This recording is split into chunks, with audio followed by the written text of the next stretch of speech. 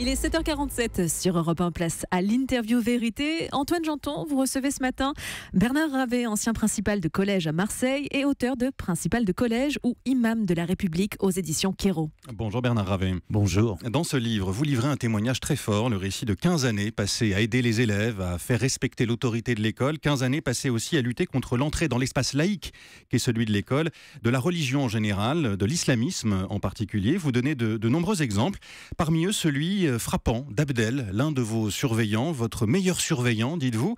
Or, vous apprenez un jour qu'il joue le rôle de prédicateur auprès d'élèves.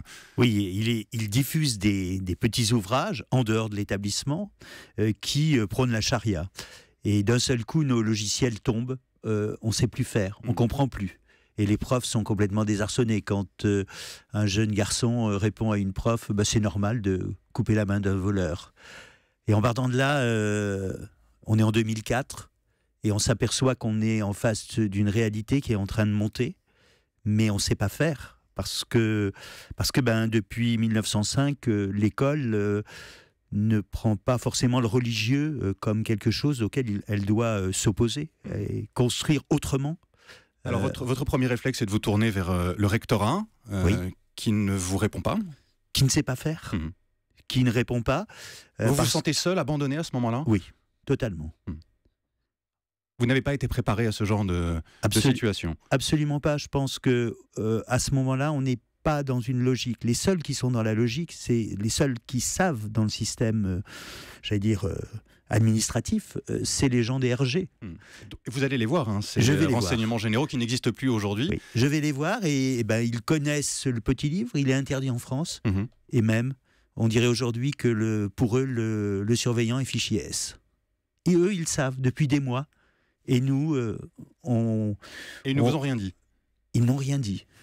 La police, avec qui d'ailleurs vous entretenez de bons rapports, Bernard Ravet, il faut dire que vous la voyez souvent, cette police, parce que vous devez faire face aussi à des violences quotidiennes.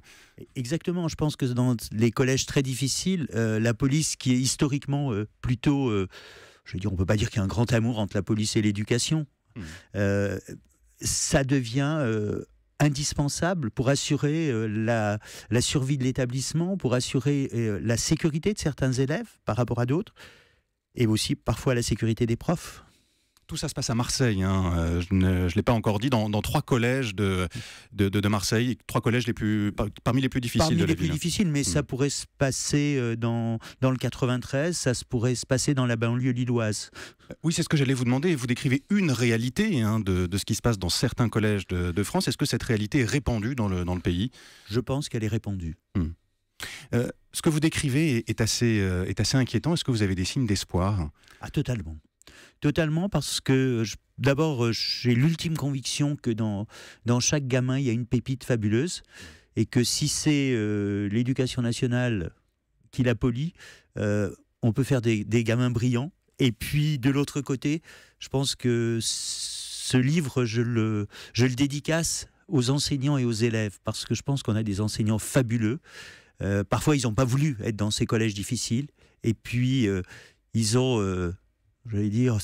ce réflexe des hussards de la République de dire il faut faire le boulot, il faut aller au charbon. Et puis, comment on va au charbon ? Vous parlez des hussards de la République, Bernard Ravet. Votre livre s'intitule Principal de collège ou Imam de la République. Qu'est-ce que vous mettez sous cette expression d'imam de la République ? Pourquoi l'utilisez-vous ? Alors, pourquoi je l'utilise ? Parce que tout simplement, c'est le paradoxe. C'est un titre paradoxal. C'est de dire à un moment, la République, c'est la séparation de l'Église et de l'État. Or, aujourd'hui, le fait religieux est tel qu'il faut que l'État pose l'institution scolaire comme un élément pour construire la citoyenneté.